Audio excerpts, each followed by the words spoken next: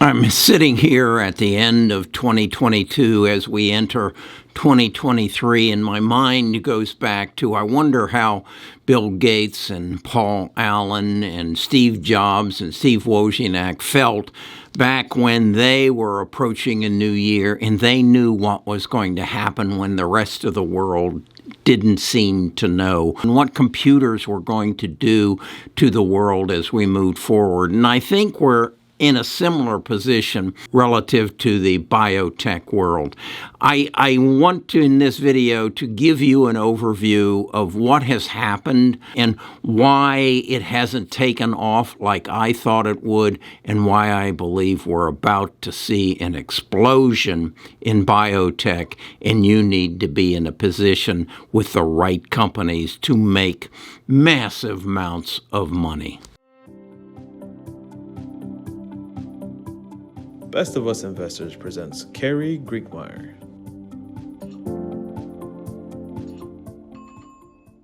The birth of biotech as we know it today actually started in 2000 with the invention or the finding of the ability to sequence your genome. And that is to say, to look into the makeup of your body and find the mutations, those things that have happened through your ancestry that gave you a propensity to have disease. In essence, they were saying the Adam and Eve were not born with these diseases. These diseases became a part of our bodies as a result of the activities, the eating habits, whatever, of our ancestors. And so in 2000, I guess it was a company by the name of Illumina came up with this machine that could basically take your saliva or your blood or whatever and analyze your cells and sequence your genome. At that point, it cost $1 billion to have that done. Well, over the years, they have brought it down that they believe that by next year, they'll have it down to about $100 a sequence. But the problem is, if we know, Carrie, you've got a propensity for cancer as a result of your sequencing, what are you going to do about it? You're just going to worry about it and drive yourself crazy because there is no medication, there is no therapy, there is no way to take that sequence or that mutation out of your body and thus take cancer out of your body. It's not possible. Well, that wasn't true. Around 2008, 2009, the scientists in basically the board, yes, a part of MIT and Harvard, started doing some work in what they called CRISPR. Then also it was being done out at UCLA.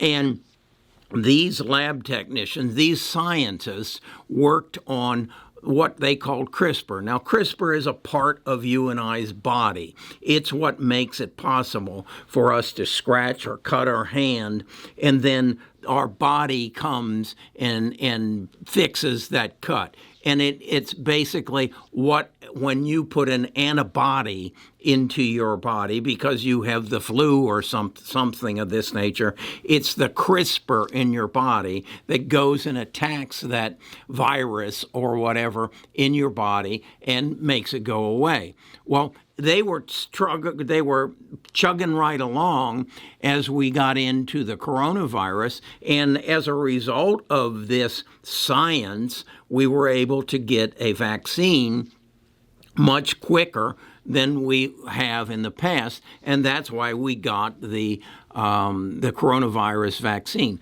Well, the other consequences of that was it slowed down genome sequencing and genome editing, because the key to that kind of medical advancement is clinical studies. Well, we were in the point where no one wanted to go to a hospital unless they had to. There were no beds. No one wanted to go to any medical facility because of the exposure. So these companies that had developed this science basically came to a standstill because they couldn't do clinical trials. And so where we thought we might be by the January of 2023 didn't happen as a direct result of the coronavirus and the inability for these companies to do their clinical trials, which would then give them the ability to get FDA approval for these therapies. If those therapies then became available, Illumina and Pacific Biosciences, the two leaders in the genome sequencing world, would have skyrocketed in price. But they just been kind of stuck, okay? So that's what's happened, and that's where we're at this time. What I want to do is show you this chart here, and you're going to see it takes us all the way back to 2016, and this is kind of when Editas and several of these companies, CRISPR, came in about at the end of the year, and you can see how they just kind of chugged along, and then as capital came into the market as the result of the influx of $9 trillion in 2020, they peaked because there was a lot of money going to it. But then very quickly, as that money started going other places and drying up, the interest in these companies started to wane. And you can see their prices just crashed and have come to all-time lows. Now, there's one I want you to be real conscious of, and that's the red and green jagged line. That's Editas, okay? This is the company that is controlled by the board. That's the people from Harvard and MIT. And that's real important. So then I want to bring this graph down and show you their performance over the last year. And you can see they've just come down. And you can see Editas is down actually from its high, 87%. Caribou down 65%. The only one that I have on that chart that is up at all is Prime. Now, Prime is a new company. It IPO'd I guess in October. And as a result, it's kind of separated itself from there. But be aware, it followed the pattern of the others. It may have some downside potential from here. But what's important here is as a result of the inflation situation, the interest rate situation, institutional money has been ignoring this category because they do not see the stimulus that they need to make it happen. And that stimulus is going to need to be the influx of capital and the okay by the FDA of these drugs. Now, at the same time that institutional capital hasn't been interested in it, I want you to look at this chart. This is a chart of the number of biotech companies being acquired by Big Pharma. And this is important because as these companies were struggling because of price and the lack of interest of institutional capital, some of them got on some very thin ice. So you can see in 2018, there were about 24 acquisitions. 2021, that got up to 35. And in 2022, it's been 40. And what does that mean? That means that companies like Nuocrime acquired Dynel in August for a 144% premium. What does that mean? Well, if it was selling for $10 a share, Nuocrime came in and paid $14.40 for it. So it was at a premium.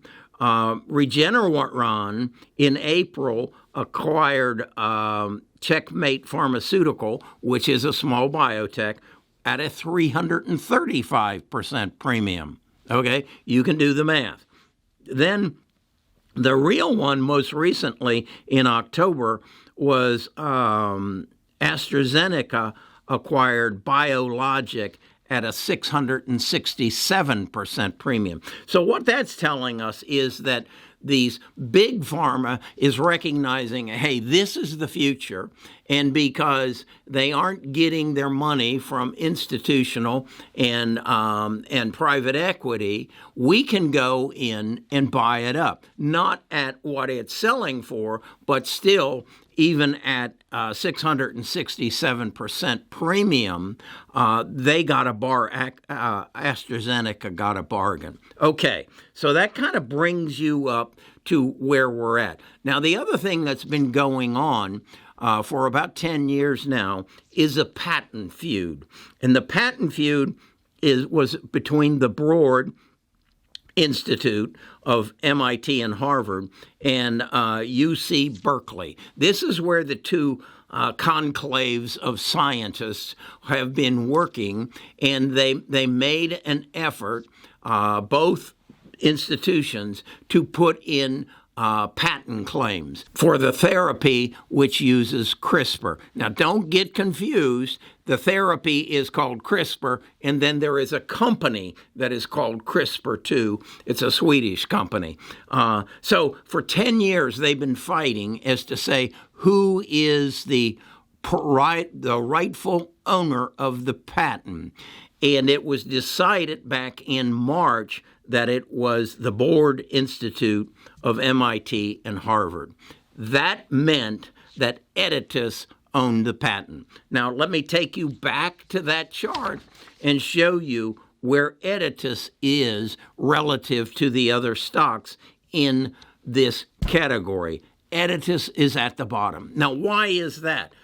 The world hasn't connected the dots, and institutional money isn't there to guide them because they're not interested in this right now. Okay, so as we move forward, though, and you volunteer and they're able to get clinical trials, and we get some positive clinical trials, as we have in the past. CRISPR has recently demonstrated the safety of its two blood diseases, beta thalassemia, I don't know, and sickle cell anemia. They have been able to get over a year a clinical trial, and they have patients now who have stayed true and not needed a second injection for over a year. That would mean that at that point,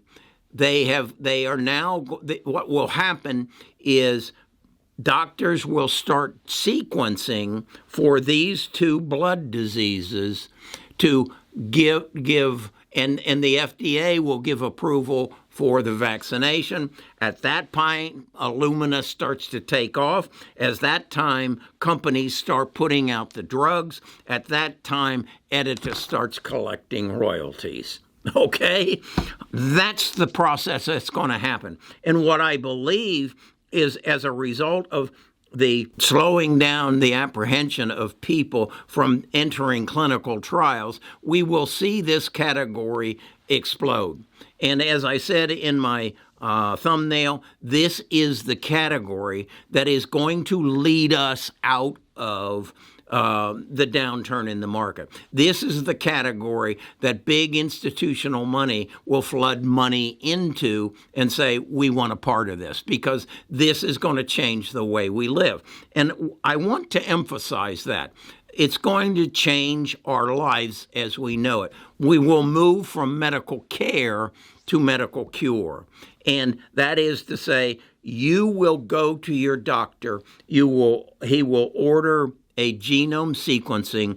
They will look at your genome and they will tell you whether you have a propensity for cancer, for heart disease, for Parkinson's, for Alzheimer's, because God didn't give you any of those diseases. You inherited them from your ancestors. And so I was talking with a priest on Christmas Day, and I said to him, how does the Catholic Church feel about this? And as we got into our discussion, he said, well, if God didn't put it in your body, and your ancestors did, and he quoted me a phrase from the Bible that basically said then it's okay to take it out. So I took him to the next step and said, what if we then take it out of the sperm in the egg of a young woman and young man? He said, again, God didn't put it there. Your ancestors did.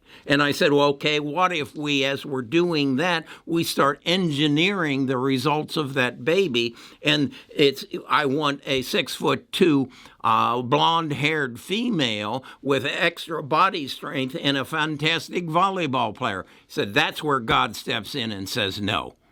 Now you're altering the gift of mankind and birth. So that was just a sidebar there. This is where this is going. And I just was elated that this young man, he's probably 35 years old, has tattoos, had a nose ring, and he was a priest, yeah.